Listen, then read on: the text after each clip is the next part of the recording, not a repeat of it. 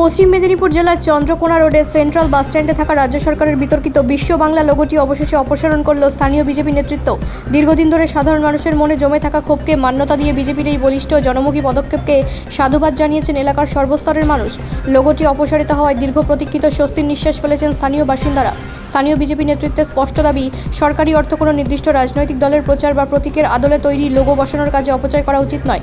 এটি কোনো রাজনৈতিক প্রতিহিংসা নয়, বরং সরকারি সম্পত্তিকে দলীয় সংকীর্ণ রাজনীতির ঊর্ধ্বে রেখে তার পবিত্রতা রক্ষা করার একটি সৎ ও আদর্শগত প্রচেষ্টা। বিজেপি কর্মীরা জানিয়েছেন, লোগোটি সরিয়ে সেখানে দেশের কোনো মহাপুরুষের মূর্তি বা সার্বজনীন কোনো প্রতীকই বসানো হবে, যা দলমত নির্বিশেষে সকলের কাছে গ্রহণযোগ্য ও অনুপ্রেরণাদায়ক হবে। বিজেপির এই গঠনমূলক চিন্তাভাবনা সাধারণ মানুষের মন জয় করে নিয়েছে। বিজেপির এই সময়োপযোগী ও সাহসী সিদ্ধান্তকে স্বাগত জানিয়ে স্থানীয় সাধারণ মানুষ এবং ব্যবসায়ী মহলে ব্যাপক খুশির আমেজ দেখা গেছে।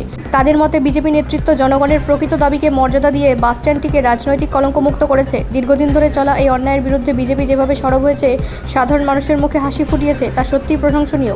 এলাকায় শান্তি ও শৃঙ্খলা বজায় রাখতে প্রশাসনের পাশাপাশি বিজেপি কর্মীরাও সদা সতর্ক রয়েছেন। ব্যুরো রিপোর্ট, রাষ্ট্রীয় প্রসার বাংলা।